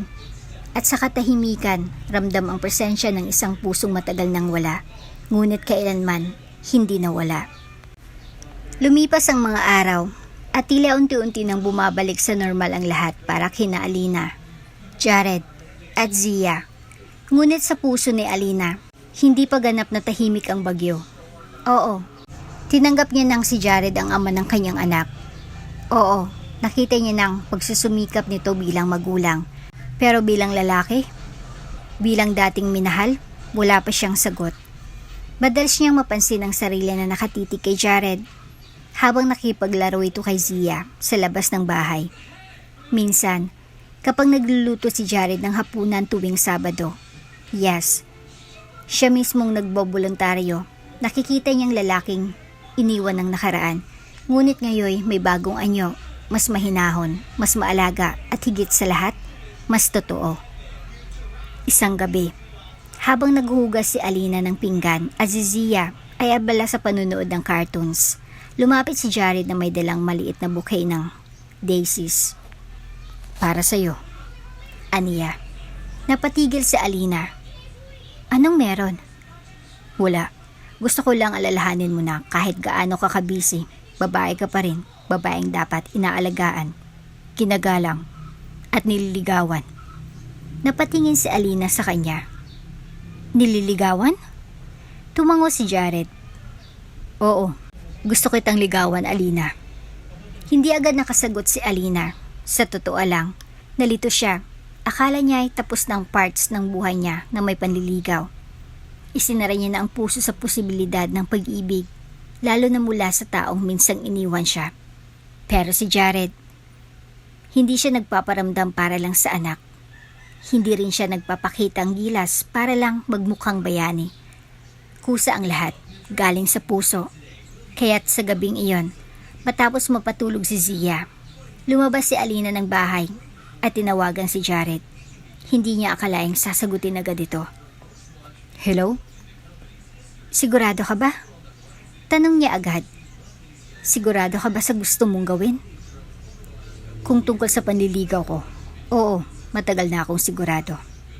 Bakit mo ginagawa to? Dahil gusto kong mahalin ka. Hindi bilang ina ni Zia, hindi bilang empleyado ko, kundi bilang ikaw, siyang babaeng mahal ko noon. At mahal ko pa rin hanggang ngayon. Sa mga sumunod na araw, literal na sineryoso ni Jared ang panliligaw. Tuwing lunch break, magdadala siya ng kape sa mesa ni Alina. May sticky notes na may simpleng mensahe.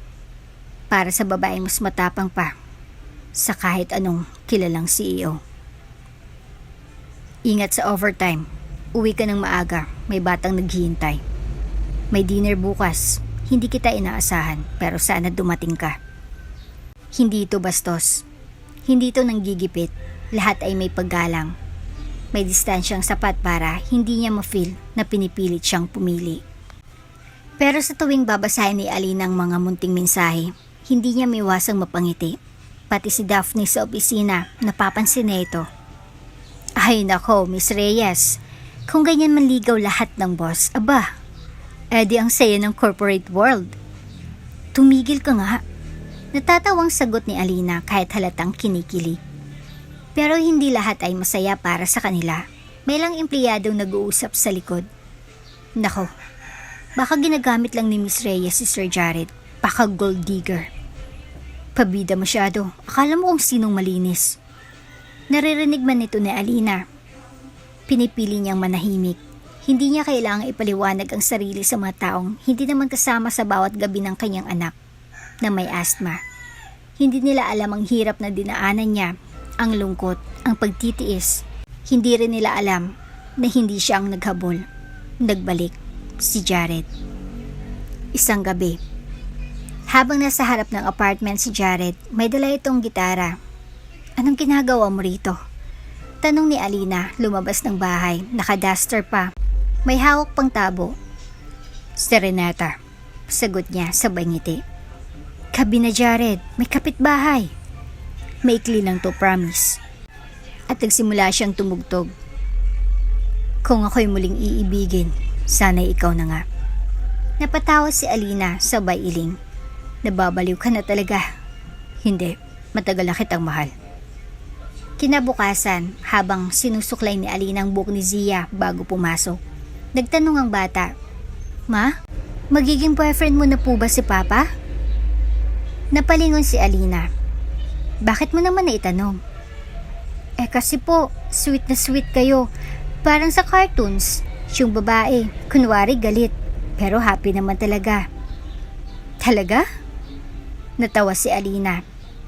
Opo, tapos po, gusto ko sana na kapag may award ako sa school, sabay kayo maghahawak ng medal ko kasi po dati, Si mama lang eh. Tumahimik si Alina sa simpleng pangarap ng anak. Naramdaman niyang lalim ng kakulangan na matagal nilang pinunang mag-isa. Isang dinner ang inorganisa ni Jared sa isang maliit at tahimik na garden sa restaurant. Nagulat si Alina nang makita si Jared na hindi lang siya hinihintay, kundi pati si Zia ay may sariling upuan, may coloring book at may spaghetti sa harapan. Family dinner. Wika ni Jared. Kahit wala pa akong titulo sa puso mo, gusto ko munang maging present sa mga alaala ni Zia.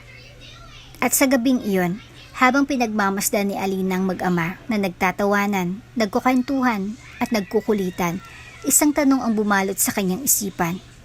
Bakit ko pa ba siya pinipigilang mahalin muli?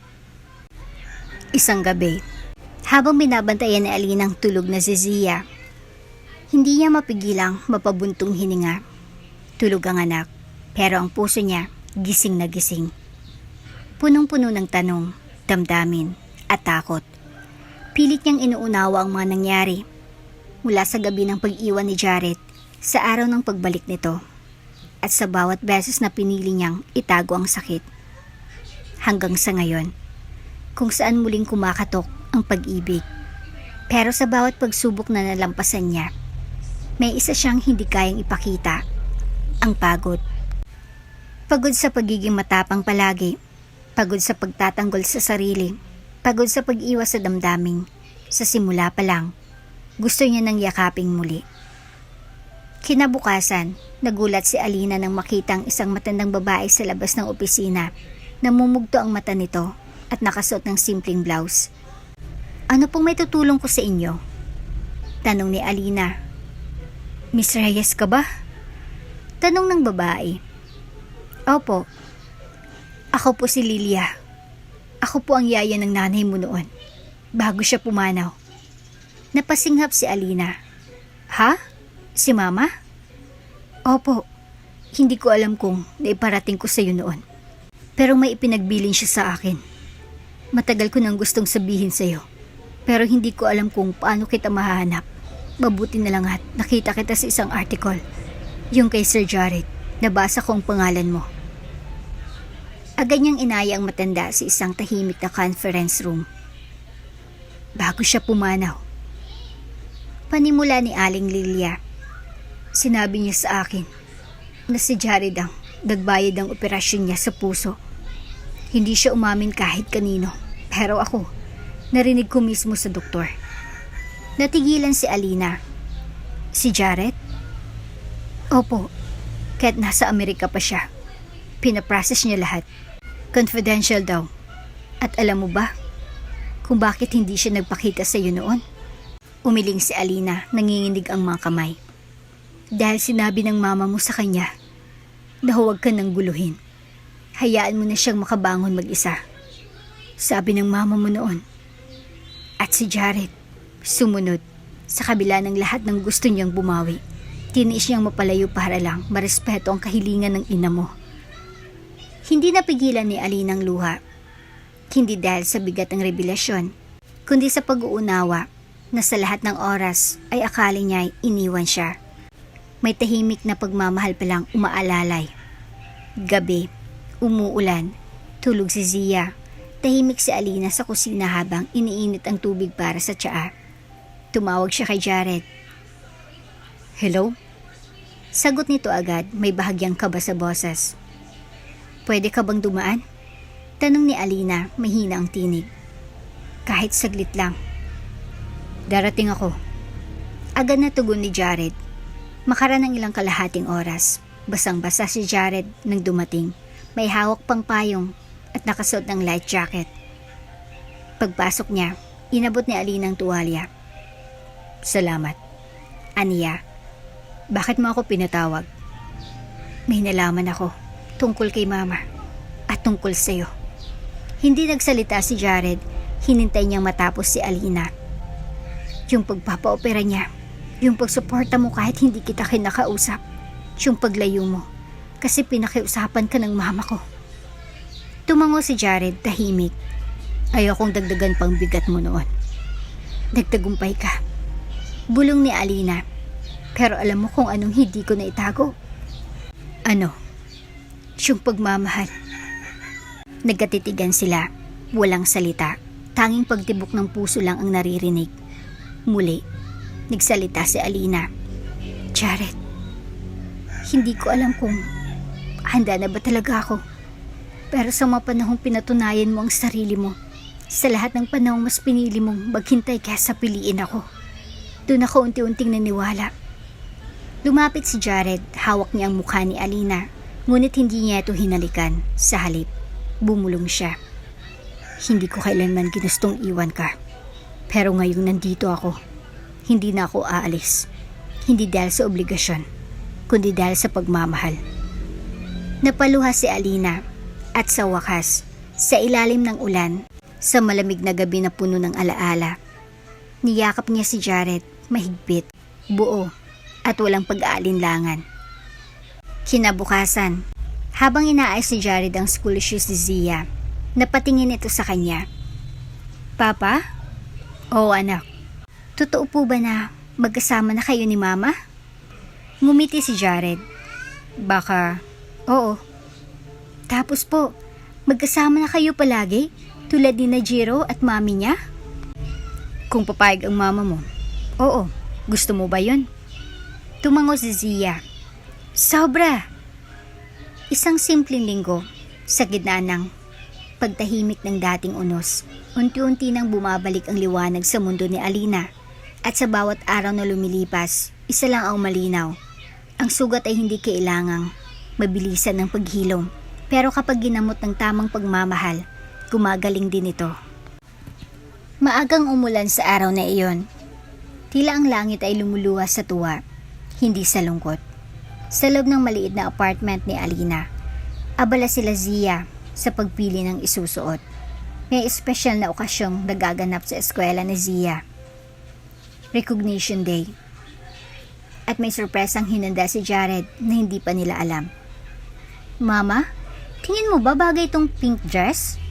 Tanong ni Zia, hawak ang damit na may palamuting bulaklak. Bagay.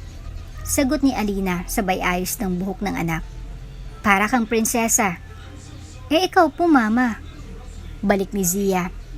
Dapat maganda ka rin kasi baka andun si Papa. Napangiti si Alina kahit papaano may kilig sa tinig ng anak. At oo, kahit pilit niyang itinatago, may kabog pa rin ang dibdib niya tuwing maririnig ang pangalan ni Jared. Sa eskwela, puno ng magulang, guro at estudyante ang covered court. May mga palakpakan, tawanan, at paminsan-minsan ay iyakan ng tuwa. Habang pinapatugtog ang What a Wonderful World, sa background, isang gurong lumapit kay Alina. Miss Reyes, may surprise guest po kami para kay Zia. Isa po sa mga tatay ang nag-request ng time sa stage. Nagulat si Alina. Hindi niya na kailangang hulaan kung sino iyon. Pag-akyat ni Jared sa entablado, nakabarong ito, bitbit ang isang malit na box at envelope. Humarap siya sa lahat ng naroon, pero ang tingin niya ay kay Alina at Zia lang. Magandang araw po sa inyong lahat. Panimula niya, medyo garal-galang boses. Ako po si Jared Alonte. At sa araw na ito, hindi ako CEO, hindi ako boss. Isa lang akong ama na gusto lang ipaglaban ang karapatan na minsang hindi niya binigyan ng pagkakataon. Napatingin ang lahat kay Zia na ngayoy. Nahiyang nakayuko sa tabi ni Alina. Inabot ni Jared ang mikropono sa MC at lumapit sa gilid ng stage, kaharap mismo mag-ina. Zia, anak, ito ang araw mo. Pero gusto kong malaman mo, sa lahat ng araw sa buhay ko, ngayon ang pinaka-espesyal. Kasi ngayong araw, narito ako hindi lang para palakpakan ka, narito ako para panindigan ka. Lumapit siya kay Alina, kinuha niyang kamay nito at lumuhod sa gitna ng ulan ng bulaklak na binubuhos ng mga guro mula sa stage backdrop. Alina, hindi na ako aalis. Hindi bilang panagot sa nakaraan, kundi bilang pagpili sa kasalukuyan at sa kinabukasan. Hindi perpekto lahat ng nangyari, pero gusto kong buuin ang natitirang panahon kasama ka, kasama si Zia. Kung papayag ka, Gusto kong simulan muli ang buhay bilang pamilya. Natahimik ang buong lugar. Si Alina, napaiyak. Si Zia, nakangiting pilit habang pinupunasan ang mata ng ina. Ma, sagutin mo na. Bulong ng bata. Gusto ko ng masayang pamilya. Tumayo si Jared. Tinanggal ang laman ng maliit na kahon. Isang simpleng singsing, may ukit sa loob. Para sa araw-araw, hindi lang kahapon. Sa gitna ng emosyon, lumapit si Alina at bumulong. Sigurado ka ba sa gusto mong pasukin? Ang buhay na minsan mong iniwan? Tumango si Jared. Oo, dahil ang buhay na yon, Ikaw at si Zia ang bumubuo. Ngumiti si Alina. Hindi niya na kailangan pang maraming salita. Ang mga luha niya ang sagot. Ang matamis niyang, oo. Ang simula ng bagong yugto. Palakpakan, tawanan, yakapan. Isang sandaling hindi nila makakalimutan. Isang buwan ang lumipas. Isang simpleng seremonya sa eskwela mismo ni Zia. Idinaos ang isang intimate wedding. Hindi marangya, walang media, ngunit napakatotoo. Si Zia ang flower girl at ring bearer. Si Daphne ang maid of honor. At ang principal mismo ang tumayong tagapagsalita. Habang naglalakad si Alina sa aisle, naka-white dress na may hawak na mumunting bulaklak. Hindi niya mapigilang mapatingin kay Jared na nakatingin sa kanya na para bang siya lang ang tao sa buong mundo. Sa harap ng altar na may likurang blackboard na may chalk art na Love always finds a way. Nagpalitan sila ng panata. Jared, Panimula ni Alina. hindi mo kailanman na ibigay sa akin ang pangako noon. Pero ibinigay mo ang sarili mong muli ngayon. At para sa akin, sapat na iyon. Simula ngayon, hindi na ako mag-isa. Hindi natin kailangan itago si Zia sa likod ng sakit. Buo na tayo. Alina, sagot ni Jared. Salamat sa pagbibigay muli ng pagkakataong may tama ko ang mali. Hindi ko ito hilingin sa Diyos kung hindi ko alam na ikaw ang tahanan ko. Ikaw ang simula at kayo ni Zia ang tanging gusto kong katapusan. Sa reception na ginanap sa school canteen, na ginawang garden-style venue, habang nagkakainan ang mga bisita, lumapit si Zia sa microphone. Hello po, ako po si Zia. Anak po ako ni na mama at papa. Napatawa ang lahat. Gusto ko lang pong sabihin na masaya po ako kasi dati ako lang mag-isa. Pero ngayon, may pamilya na ako. May mama, may papa, at may forever na ako. Muling nagpalakpakan ng lahat. Sa huling gabi bago sila umalis para sa honeymoon sa isang simpleng beach resort, lumabas si Jared sa veranda ng apartment nila. Umupo siya, hawak ang notebook ni Zia na dati puno ng mga tanong. Binasa niya ang huling entry. Sana isang araw, may tatay akong yayakap sa akin, hindi lang sa panaginip. Ngayon, nilagyan na ni Zia ng bagong entry. Ngayon, may tatay na ako, at si mama, masaya na ulit. Sa wakas, ang pamilyang minsang nasaktan, minsang nasira, ay muling nabuo. Hindi perpekto, pero totoo. At sa ilalim ng isang bubong, sa bawat hapunan, halakhak. At pagkukwento ng mag-ama, unti-unting napapatunayang ang tunay na pamilya ay hindi perpekto, pero ito'y binubuo ng mga taong pinipiling manatili. Kahit ilang beses pa silang madurog, kahit ilang ulit pa silang masaktan, dahil sa dulo, pagmamahal pa rin ang mananatili. At ito ang panata ni Jared.